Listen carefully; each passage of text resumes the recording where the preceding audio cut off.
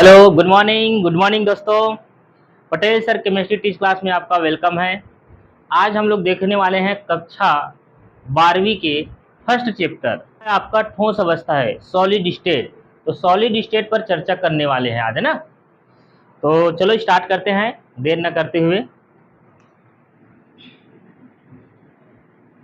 ठोस अवस्था, ठोस अवस्था, सॉलिड स्टेट। जो ठोस अवस्था होता है वो वास्तव में क्या है, कैसे, इसी के बारे में इस चैप्टर में आपको बताया जाएगा।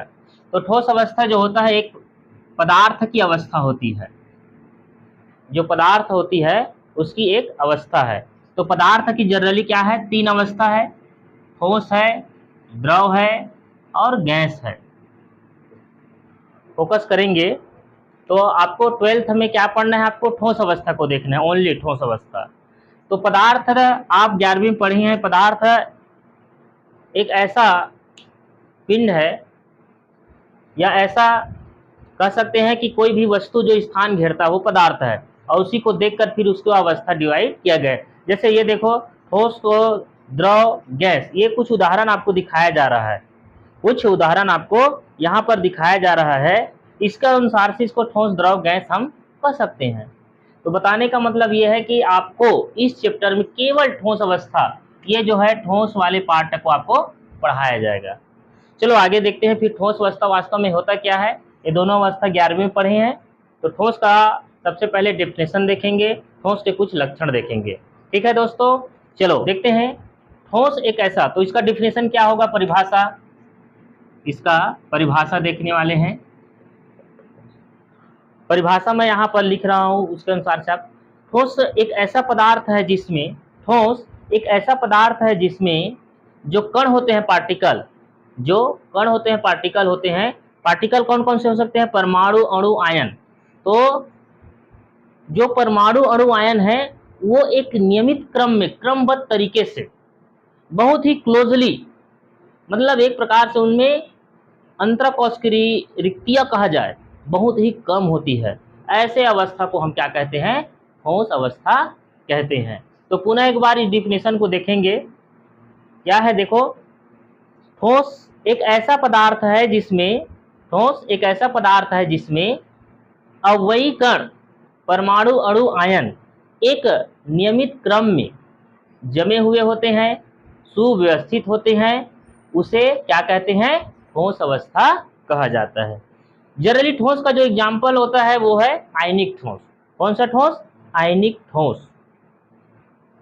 तो ये हो गया सिंपल डेफिनेशन। तो ठोस किसे कहते हैं, तो आप इजी इसका परिभाषा इस तरह से दे सकते हैं। ठोस के बहुत सारे ऐसे उदाहरण है ना, लेकिन आपको वास्तव में देखा जाए तो आयनिक ठोस में जैसे सोडियम क्लोराइड, बिल्कुल नहीं भूलेंगे, तो सोडियम क्लोराइड आप दे सकते हैं। अब इसको थोड़ा समझने की कोशिश करते हैं। ठोस के जो कण होते हैं कैसे होते हैं, तो पार्टिकल जो होते हैं, कण होते हैं, एक प्रकार से गोलाकार होता है, सर्कल इस रूप में। ये आपका परमाणु, अणु, आयन हो सकते हैं। तो इनका जो जमावट होता है नियमित क्रम में होता है। देखो, एक के बाद एक ऐसा जुड़ रहा है, इस तरह से, इस तरह से पार्टिकल के जुड़ने के क्रम को हम नियमित क्रम कहते हैं। और ये जो पार्टिकल है पुनः नीचे उसी अवस्था में जुड़ा जाता है। अब जैसे कि बताया कि जनरली ठोस जो होते हैं आयनिक होते हैं, आयनिक ठोस अच्छा ठोस होते हैं माना जाता है। तो आयन में इसको यदि मैं जमाने की कोशिश करूं तो ये प्लस है, ये माइनस है, ये प्लस है, ये माइनस है, इस तरह से एक क्रम में व्यवस्थित होते हैं। आयन भी एक क्रम में क्या होते हैं, व्यवस्थित रूप से होते हैं। तो बताने का मतलब ये है दोस्तों, आप लोग उस चीज को थोड़ा समझने की कोशिश करें, बाकी मजा आएगा पढ़ने में। तो ये हो गया ठोस का जो है जमावट।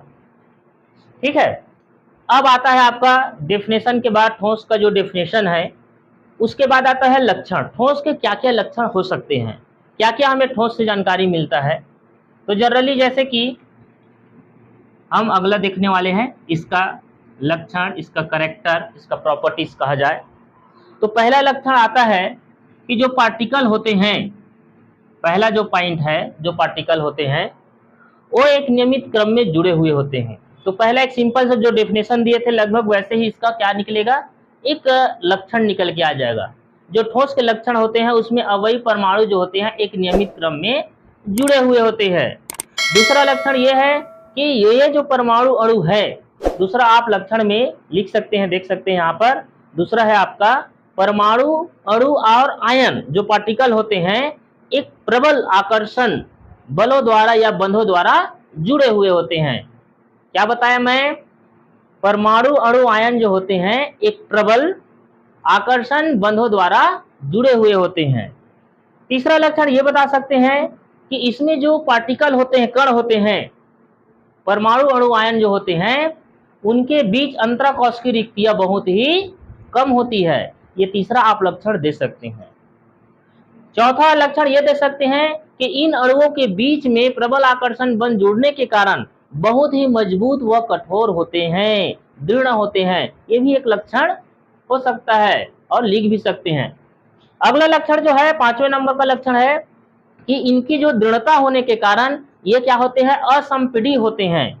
क्या होते हैं? असंपीडी होते हैं। असंपीडी का मतलब लचीलापन नहीं होता, कंप्रेशन नहीं होता उसमें, तो वो असंपीडी होते हैं। सही ठोस क्या होते हैं? असंपीडी होते हैं। पांचवा लक्षण ये दे सकते हैं कि इनकी दो अवस्था और है। पदार्थ की कौन कौन सी अवस्था है? आपका 3 अवस्था।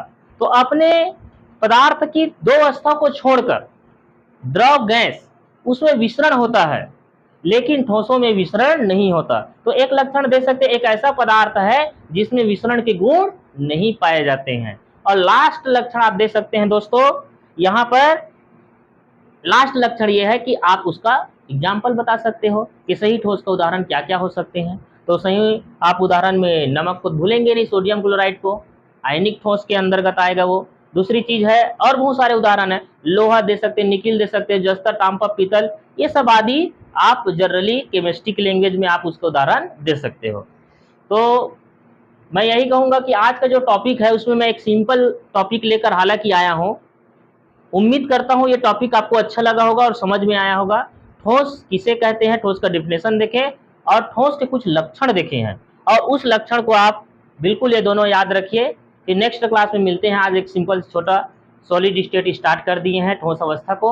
आप वीडियो को जरूर देखें, स्किप नहीं करेंगे जी। Thank you.